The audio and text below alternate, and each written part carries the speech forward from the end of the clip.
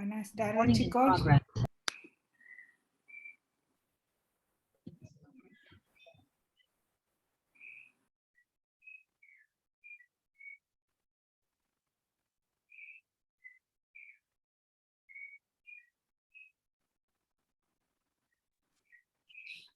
Bueno, buenas tardes, chicos, por el Buenas momento. tardes, profe. ¿Cómo está, doña Sarita? Mucho gusto. Igual, profe. Vamos a ver, vamos a dar un minutito más para ver si más compañeros se integran. Está Si bien, no, profe. vamos a iniciar porque hoy tenemos una clase larga que no sé si vamos a terminar de agotar ahora el tema de la Unión Europea, ¿verdad? Si no, pues continuamos la próxima semana. ¿Han tenido la oportunidad de revisar el material? Profe, fíjese que nosotros, por ejemplo, en lo particular, yo no lo pude revisar bien porque nos dejaron una sentencia de 80 páginas y fíjese que teníamos que hacer la presentación hoy. Entonces, en honor a la verdad, yo no lo he podido ver. Bueno, pero sí les pido que durante la semana revisen el material porque, a ver, es bastante extenso. La verdad es que la clase es bastante densa, tiene un montón de material que tenemos que estudiar y bueno, vamos a empezar, vamos a ver quiénes más se integran.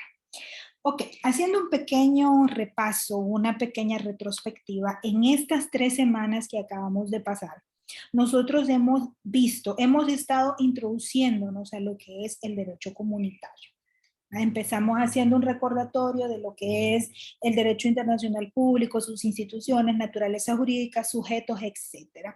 Después de eso vimos cómo el derecho internacional público, en razón del principio de cooperación y en razón de los intereses propios y comunes que se tienen de manera regional, evoluciona a lo que es el derecho de integración.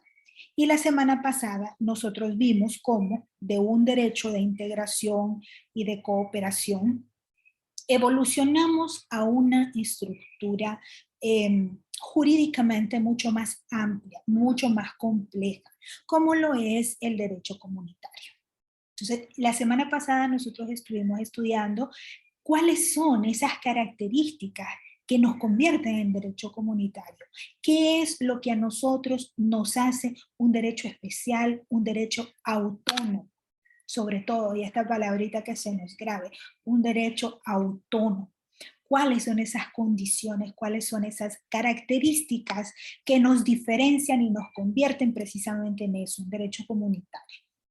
¿Verdad? Entonces, me gustaría agotar este tema en el sentido de preguntarles, ¿hay alguna duda al respecto? ¿Hay alguna pregunta específica al respecto? Porque de aquí en adelante ya nosotros entramos en materia. Estas 3 semanas que vienen, 3, 4 semanas, vamos a ver derecho comparado. Es decir, vamos a analizar los diferentes sistemas comunitarios que existen para finalizar nuestra materia con lo que es el SICA, que es el sistema propio, el sistema nuestro, donde vamos a tener varias semanas en las que vamos a ver su estructura, su composición, derecho procesal, vamos a ver cuáles son los recursos, cuál es la parte contenciosa y consultiva dentro de nuestro sistema jurisdiccional. Pero para entrar a todo esto, necesito yo preguntarles, o sea, ¿estamos bien con la información hasta ahorita? ¿Hay alguna duda? ¿Hay alguna pregunta específica? ¿Comentario? ¿Algo?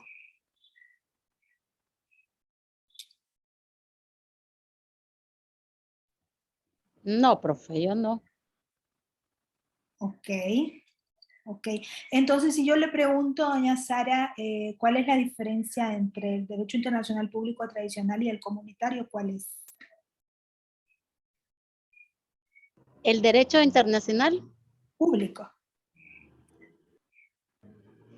Bueno, es que mire, se relaciona, profesora, con el derecho comunitario debido a que el público, ¿verdad? Estamos hablando de la integración del derecho de hecho internacional, de cómo se integran en lo que es el derecho comunitario. Tiene que ver mucho en eso. ¿Alguien más?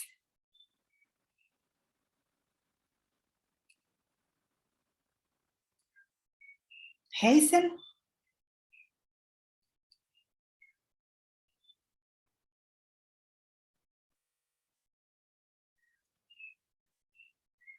Héctor.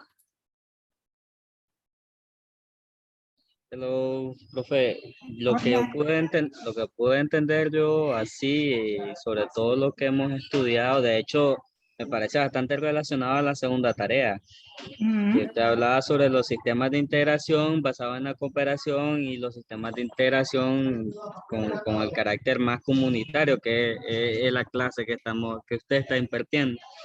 Yo lo veo así, pues. Y es que es igual a lo que dice la compañera, está relacionado, solo que yo lo veo de una perspectiva más, la del derecho internacional público, más abierta, por decirlo así, o más globalizada en el sentido de la cooperación. O sea, establecer convenios y convenios y tratados que ayuden a las naciones pues a tener un ordenamiento en el carácter internacional que haga y es más que todo para, ¿cómo le explico? Mantener la paz y las relaciones entre países, el comercio en general, pero más que todo lineamientos generales, a diferencia del derecho comunitario que es ya más centralizado y enfocado al desarrollo específico de los países. Y algo que estuve leyendo y me llamó más la atención es de que el derecho comunitario está, sobresale como característica fundamental el desarrollo no propio de cada uno de los estados que sobresalga sobre los otros, sino el de toda la comunidad que está integrada en ese sistema. Ya, o sea, es más que todo, más social la veo yo, más desde el punto social, porque para el beneficio, por ejemplo, en esto del SICA, es un sistema que integra, integra lo que es comercio y las relaciones jurídicas de los países, y veo pues de que el desarrollo es uniforme entre todos. O sea, y ves, por ejemplo, en las Naciones Unidas que se aprueba algún tratado y muchos no lo suscriben, ¿verdad? Pero se ven afectados o no se afectan tanto como otros países. Entonces yo lo veo más así, que el sistema internacional público es un sistema más cooperativo, pero a grandes rasgos, como que te das los lineamientos y las principales postulaciones y posturas para tomar o actuar en el ámbito internacional, pero no viene a ayudar al desarrollo, que es lo que buscan estos sistemas de integración comunitaria, el desarrollo del país, pues, o de la comunidad en sí, pues. ok. Bueno, miren, digamos que ambos tienen un poco de razón y todo eso, pero hay confusión con respecto a cada uno. Bueno, cuando vimos la naturaleza jurídica, nosotros estamos claros de que cuando hablamos de derecho comunitario estamos hablando de derecho internacional. Ahí no hay pierde, ¿verdad? ¿Por qué? Porque su fuente, ¿verdad? ¿Qué son? Son los tratados. El derecho comunitario se crea por la voluntad expresa de los estados, ¿verdad? Entonces, el derecho comunitario es un derecho internacional. Pero, y ahí vamos al pero, es un derecho con características particulares. El derecho internacional, tal como lo trató de describir este Héctor, es un derecho basado en la cooperación y hasta cierto punto, y nosotros lo hemos visto mucho más latente, mucho más palpable en los últimos tiempos, en los últimos años, hasta cierto punto tiene un carácter un tanto discrecional, ¿verdad? El derecho comunitario es un derecho que se crea en razón de perseguir objetivos comunes, convirtiéndonos en una comunidad de Estado. Es decir, por supuesto que somos países y estados independientes, con objetivos de manera independiente, con políticas, ¿verdad? Independientes, en base y en razón a los aspectos puramente democráticos de cada país. Sin embargo, tenemos objetivos comunes. A ver, indistintamente de los tipos de administración o de lo que sea, todos queremos que nuestros estados crezcan, todos queremos que nuestra economía sea estable, todos queremos tener educación, salud, bienestar, trabajo para nuestros pueblos, ¿verdad? Entonces, esos son los objetivos que nosotros perseguimos como comunidad. Y entonces, en ese aspecto, nos unimos y constituimos una comunidad de derecho que busca perseguir esos objetivos. Hasta ahí estamos hablando de que tenemos los mismos intereses que un derecho internacional tradicional, por decirlo de alguna manera. Pero nosotros en comunidad damos un paso más adelante y creamos instituciones, y eso es lo que constituye el principal, o sea, las dos principales características que nos convierten en comunidad. O sea, la creación de instituciones supranacionales, es decir, instituciones, ¿verdad?, que tienen esta característica, esta condición, que dentro de nuestra especificidad, es decir, el derecho comunitario, nosotros tenemos la supranacionalidad o la supraestatalidad, como ustedes quieren llamarlo, con respecto a ese tema específico. ¿Qué significa? Significa de que, por ejemplo, nosotros tenemos un sistema jurisdiccional propio y exclusivo para el derecho comunitario, que es la Corte Centroamericana de Justicia. Significa que la interpretación que la Corte Centroamericana de Justicia haga a través de una resolución, a través de una sentencia, ¿verdad?, está por encima de cualquier resolución de índole estatal que pueda chocar, ¿verdad?, o que pueda conflictuar con la nuestra. Significa eso, pues, o sea, que lo que es la norma comunitaria y que lo que es el aspecto comunitario está por encima de cualquier ordenamiento nacional, y ojo, hago énfasis en esa, en relación exclusiva al derecho comunitario, es decir, a los instrumentos jurídicos nuestros del derecho comunitario. No sé si me explico, es decir, la Corte Centroamericana no va a ir a interpretar una ley nacional, ¿verdad? Pero si una determinada ley nacional en un caso concreto y específico choca con una norma de derecho comunitario, prima la norma comunitaria, ¿verdad? Bajo el principio de primacía, efecto directo y aplicabilidad inmediata de la que hemos hablado. Segunda característica que nos hace diferentes y que nos hace autónomos, que nosotros tenemos la capacidad y la facultad, mejor dicho, la facultad que los mismos estados nos han cedido de poder crear normas, ¿verdad?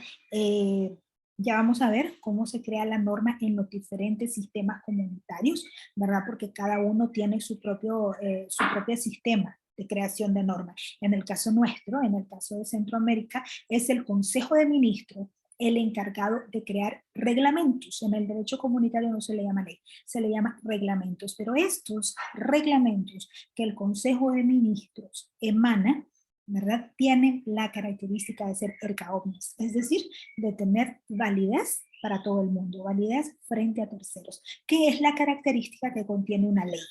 Entonces, en ese sentido, y para nuestro sistema legal, los reglamentos del Consejo de Ministros son leyes, ¿verdad? Son leyes. Entonces, ¿qué nos diferencia? La pregunta concreta, porque seguramente le va a salir en el examen. ¿Qué nos diferencia de un derecho internacional tradicional? Porque nosotros somos derecho internacional, definitivamente, y ahí no hay pierde. No estamos hablando de 2, 3 derechos diferentes, somos derecho internacional, ¿verdad? Que nos convertimos en un derecho autónomo, en un derecho especial, específico, a través de la creación de instituciones, ¿verdad?, de carácter supranacional, y tenemos la facultad cedida por los estados de poder crear normas, de poder emitir normas, ¿verdad? Entonces, para que lo tengamos claro, porque eso es precisamente lo que nos hace la diferencia. Y luego nosotros tenemos un sistema de fuentes, que ya lo estudiamos también la semana pasada, tenemos nuestro propio sistema de fuentes, etcétera, etcétera. Entonces ya eso pues lo tenemos muy claro. Déjenme compartir con ustedes. Ay, Dios, se me pierde esto. Profe, eso tiene que ver cuando hay un conflicto, entonces la norma que prima es la norma internacional, la comunitaria. O sea, no es la interna. Ok, miren, el derecho internacional en su totalidad tiene un principio así. El famoso artículo 27 de la Convención de Viena sobre el derecho de los tratados dice que cuando entra un conflicto, una norma interna con una obligación adquirida en un tratado, prima la obligación adquirida en el tratado, ¿verdad? Entonces, artículo 27, porque dice la Convención de Viena que un Estado no puede alegar su derecho interno para incumplir, ¿verdad? Una norma o un compromiso adquirido internacionalmente. Es como que usted haga un contrato, como le dijera, usted hace un contrato de alquiler. Usted sabe que tiene que pagar un canon mensual, por decirlo de alguna manera, pero de repente a usted, su esposo se le enferma y cae en impago. Entonces, la situación probablemente amerite que usted caiga en impago, pero no amerita que usted deje de pagar. Lo que va a suceder, ¿verdad? Para la ley es que usted esa deuda la va a ir acumulando y más adelante se le van a ofrecer opciones de pago, pero la deuda se cubre. ¿Ya? Entonces, haciendo la comparación con respecto al derecho internacional, existe esa base. Artículo 27 de la Convención de Viena sobre el derecho de los tratados. Ok. En el derecho comunitario, ¿verdad? Aparte de que existe esta, ¿qué les puedo decir? Esta interpretación, por decirlo así. Ay Dios, esto me está, voy a compartir pantalla con ustedes, chicos. Esta interpretación muy propia de lo que es el derecho, de lo que es el derecho comunitario, perdón, internacional. Además, existe la especificidad nuestra y la norma nuestra, por ser específica, exclusiva para el derecho comunitario, puede estar encima no solamente de una ley, sino que si el caso se diera, cosa que no tiene por qué darse, si el caso se diera, inclusive nosotros estamos por encima de una norma constitucional. ¿Cómo se ha manifestado esto jurisdiccionalmente hablando? Bueno, nosotros ya hemos recibido casos en los cuales hay una resolución de un amparo, por decirlo así, de un amparo, algo que la gente para votar la vía interna ha ido a su legislación nacional, pero en materia comunitaria. Y ha emitido, ¿verdad?, la Sala de lo Constitucional una sentencia que va en detrimento del derecho comunitario. Entonces, esto llega a la Corte Centroamericana de Justicia. ¿Qué hace la Corte? La Corte analiza, la Corte busca, y si efectivamente esta sentencia de rango constitucional, que es la última, la cúspide, digamos, de la pirámide, dentro de lo que es el contexto nacional, si esta sentencia contraviene norma comunitaria, la Corte Centroamericana de Justicia tiene la facultad de declararla no nula, porque no podemos declarar nulidad, sino que declaramos improcedencia, es decir, inaplicabilidad. ¿Ya? Nosotros no podemos anular una sentencia interna, pero cuando esta sentencia interna contraviene norma comunitaria violentando un derecho, entonces esta sentencia para el caso particular que se está dando se declara inaplicable. No sé si me explico con esto, ¿verdad? ¿Cuál es la diferencia? Porque me pueden decir, pero el efecto es el mismo. Ok, la diferencia es que nosotros, al declarar una sentencia de la Sala Constitucional inaplicable, nosotros no la estamos declarando nula porque no tenemos esa facultad. Simplemente estamos diciendo que para el caso concreto que estamos viendo, que es la violación de norma comunitaria, la violación de un derecho comunitario, esta sentencia resulta inaplicable o inejecutable. ¿Por qué? Porque contraviene un derecho o una norma comunitaria, ¿verdad? Entonces, en ese sentido radica nuestra supranacionalidad o supraestatalidad, como quieran llamarle, a diferencia del artículo 27 de la Convención de Viena, que solamente se queda en el rango de lo que es la ley. Un tratado del derecho tradicional, ¿verdad?, está por encima de la ley, pero nunca por encima de la Constitución, salvo aquellos que tienen que ver con derechos humanos o aquellos que la misma Constitución eleve a rango constitucional. ¿Sí me explico con esta diferencia o no? ¿O los enredé más?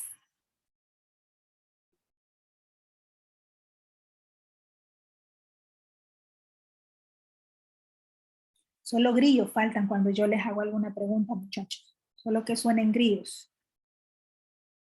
¿Sí es satisfactoria la explicación o puedo explicarme mejor?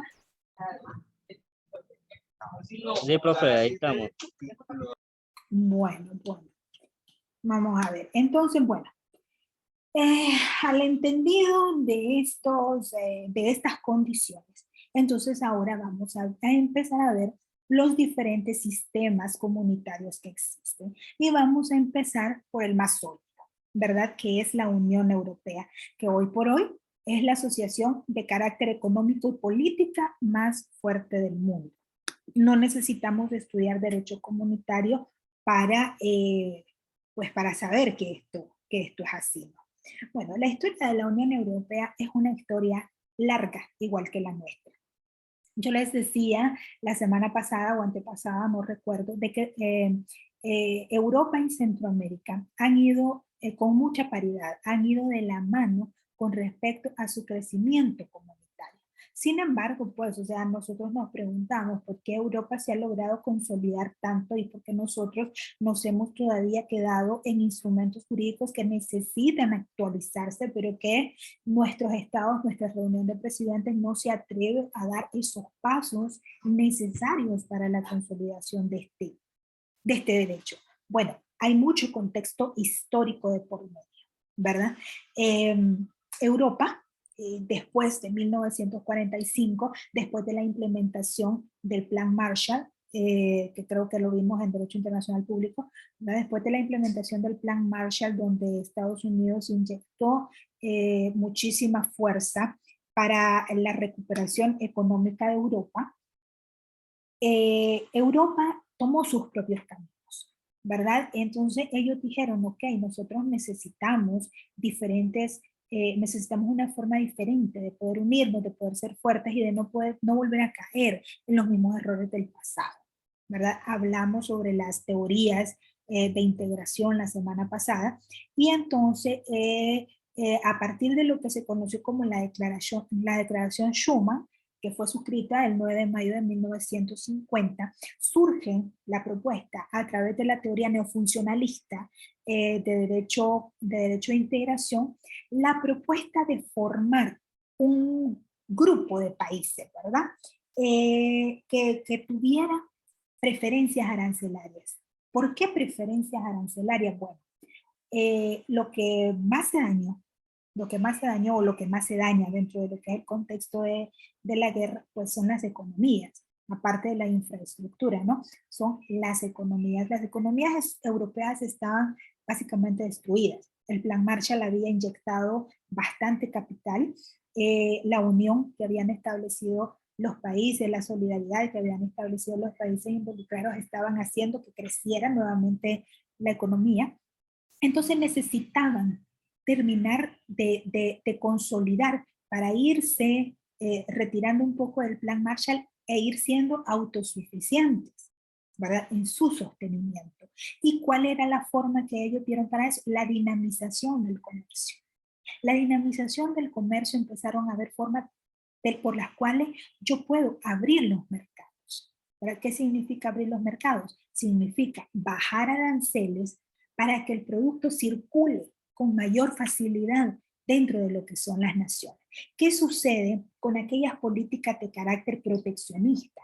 El proteccionismo, bueno, nosotros en derecho no vemos muchas materias económicas, pero el proteccionismo económico se basa fundamentalmente en crear una serie de barreras al comercio, ¿verdad? Pueden ser barreras directas como incremento de aranceles, como cobro de tarifas especiales por introducción, etcétera, etcétera, hasta proteccionismo indirecto a través, por ejemplo, de crear políticas especiales para el ingreso de personas, políticas especiales de revisión de mercancía, procedimientos largos, exigir permisos especiales, etcétera, etcétera.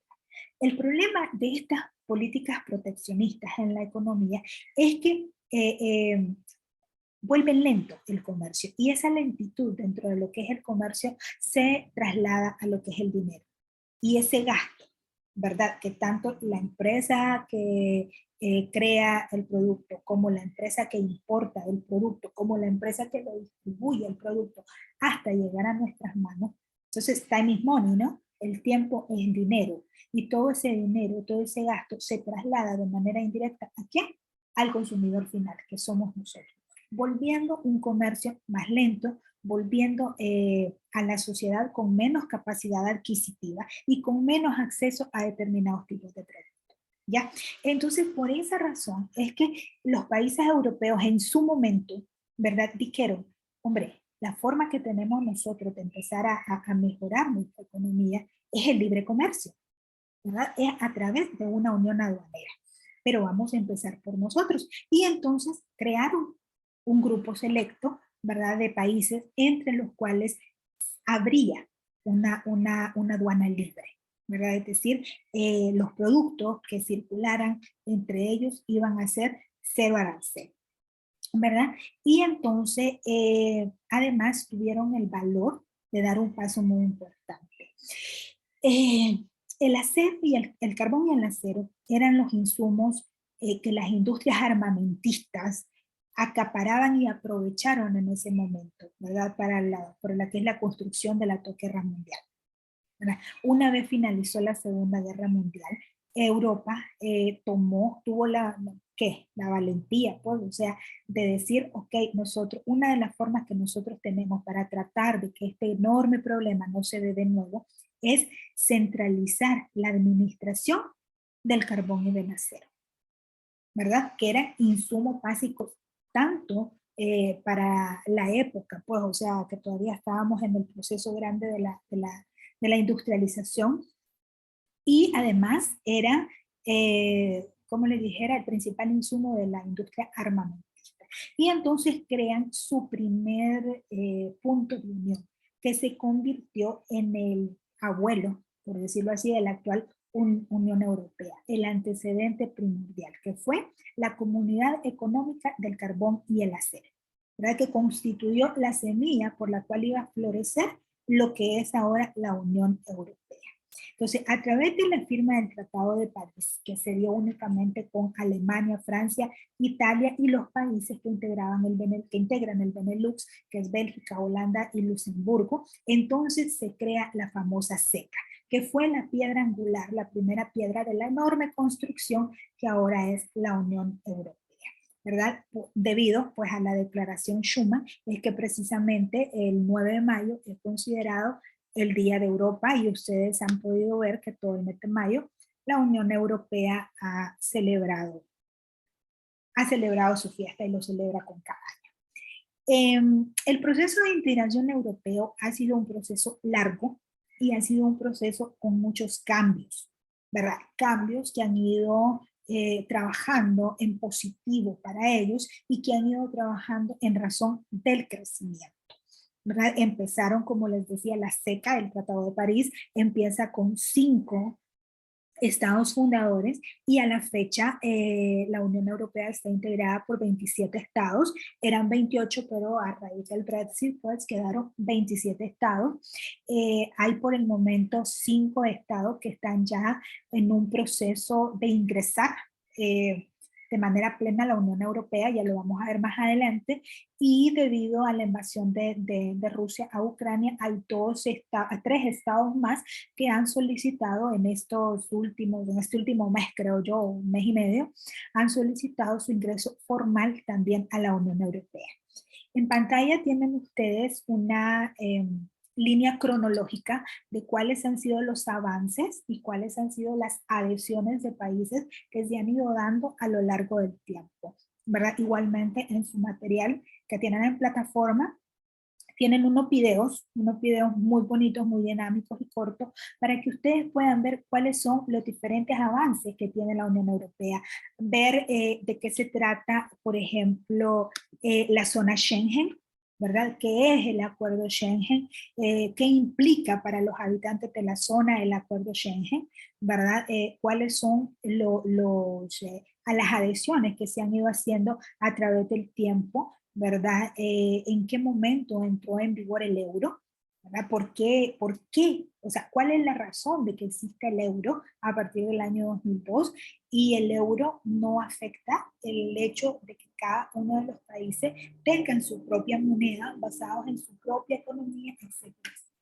También tenemos en esta línea cronológica algunos de los principales momentos, es decir, actualizaciones que se le han ido haciendo con el tiempo a los instrumentos de la Unión Europea, como el Tratado de Maastricht, ¿verdad? Que es donde se crea en el año 1992 la Unión Europea, ¿verdad? Y allí tienen ustedes cuáles fueron los principales cambios, los principales logros que se fueron consolidando en ese momento. Al igual, otro momento importante ya en 1997 es el Tratado de Ámsterdam. Este tratado da como resultado la creación de un área de seguridad, o sea, de seguridad y de libertad, ¿verdad? Como les dijera, en beneficio de lo que es la ciudadanía.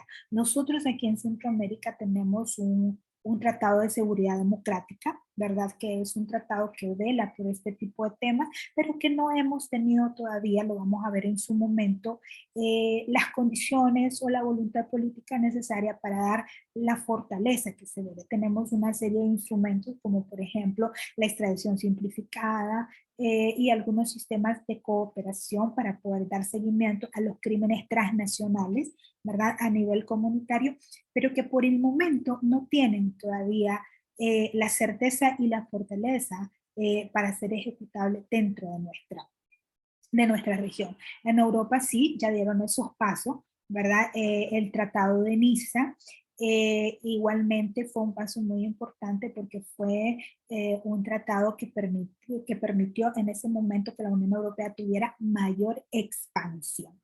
Y en el 2007 que se firma pues el Tratado de Lisboa, que es hoy por hoy, digamos, lo que es como la Constitución de Europa, ¿verdad? Es el tratado que ha venido a unificar y a consolidar junto al Tratado de Funcionamiento de la Unión Europea, el famoso TEFUE, a consolidar el ordenamiento jurídico comunitario, ¿verdad?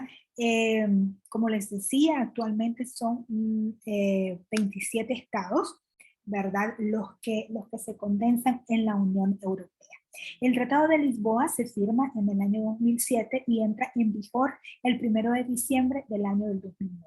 ¿Verdad? ¿Qué es lo que hace el Tratado de Lisboa? El Tratado de Lisboa recoge todo lo que se había recorrido en la Unión Europea, lo condensa, lo unifica y modifica, y esto es muy importante porque es ahí donde se consolida todavía mucho más la fuerza que tiene la Unión Europea. El Tratado de Lisboa, digamos que divide a la Unión Europea en 4 ejes fundamentales. La democracia y la transparencia, que se refleja en qué? Se refleja en que el Consejo de Europa toma el valor y la decisión de otorgar un mayor protagonismo y por lo tanto una mayor fuerza al Parlamento Europeo, que hasta antes de eso el Parlamento Europeo estaba como el nuestro, ¿verdad? Donde podía gritar, patalear y lo que sea, pero no le daban una vinculación, una verdadera fortaleza. Entonces es a través del Tratado de Lisboa que se refuerza la democracia a través de otorgarle mayor fuerza de vinculación al Parlamento Centroamericano, ¿verdad? El segundo pilar en el que se basa es la eficacia, ¿verdad? Y la eficacia, ¿de qué manera se ve reflejado? En la simplificación de los métodos de trabajo y las votaciones, ¿verdad? Y las votaciones de todos los aspectos y los pasos que tienen que ver con la Unión Europea como comunidad, ya indistintamente de su funcionamiento con cada uno de los países internos.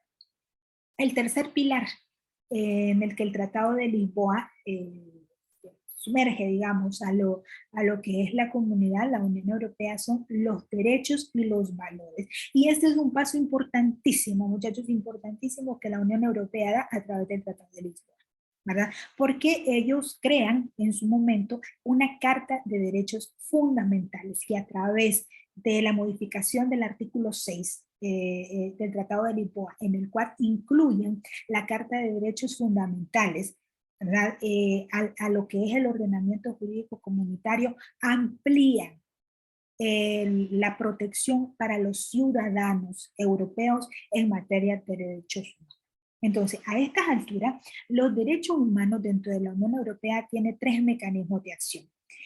La protección nacional, ¿verdad? Que es por antonomasia la ideal, la que le ofrece a un ciudadano su mismo Estado a través de los recursos propios del Estado, ¿verdad? Tiene la protección europea, que es similar a nuestra protección interamericana. Ellos tienen una Corte Europea de Derechos Humanos, que a diferencia nuestra, que todavía tiene que agotar un proceso largo, cansón y tedioso dentro de la Comisión Interamericana, en Europa, a través de la reforma al protocolo 11 del Tratado de Derechos Humanos Europeo, se elimina lo que es la Comisión Europea y se genera el jus standi para los derechos humanos, ¿verdad? Entonces el ciudadano puede ir a la Corte Europea de Derechos Humanos a exigir su derecho. Segunda protección. Y tercera protección, al incluir la Carta de Derechos Fundamentales a lo que son los instrumentos de índole comunitario, también se le está abriendo, o sea, el jus standi, es decir, la participación activa del ciudadano para poder ir a reclamar sobre derechos humanos al Tribunal de Justicia de las Comunidades Europeas, que es el Tribunal de la Comunidad. Entonces, como ustedes verán, en Europa, a raíz de estas modificaciones que se hicieron a través del Tratado de Lisboa, en materia de derechos humanos, el ciudadano tiene 3 niveles de protección. El nacional, ¿verdad? El europeo y el de comunitario. Y el comunitario. Lo cual ha funcionado muy bien. En los 3 tiene pues el derecho de jus standi, etcétera, etcétera. Y el último pilar, que es uno de los pilares más llamativos o más importantes, aunque todos lo tienen, es que a partir del Tratado de Lisboa se crea una política exterior común, ¿ya? Es decir, los estados en la Unión Europea tienen su propio sistema de política exterior, cada uno en función del sistema que tienen, pues en función del parlamentarismo, en función de la monarquía, etcétera, etcétera, tienen una política exterior. Pero como Europa, como Unión Europea, o sea, tienen una política exterior común. Entonces estamos hablando de lo que es Europa frente al mundo, ¿verdad? Y es por eso que nosotros de repente vemos que la Unión Europea decide tal cosa. La Unión Europea esto y lo otro. La Unión Europea se enfoca en derechos humanos. La Unión Europea exige tal y tal cosa. Estamos hablando de la política exterior que a partir del Tratado de Lisboa se implementa para la Unión Europea. Este fue un paso bastante importante, un paso bastante vanguardista y que dotó a la Unión Europea de muchísima fuerza. Y bueno, de hecho, por eso se ha convertido en un actor, o sea, protagonista dentro de lo que es la escena global, ¿verdad? Tanto así que ustedes pueden ver, o sea, el protagonismo, por decirlo de alguna manera, que está teniendo en lo que respecta a la crisis europea, ¿verdad? Se nos va a cortar ahorita. Muchachos, se vuelven a conectar inmediatamente, porfa. Recuerden que el puntaje no solamente es porque se conectan una vez. Y también tengamos en cuenta que el puntaje, los 5 puntos, no es solo por conectarse, sino que también es por participación. ¿Ok? Nos conectamos ahorita mismo, muchachos.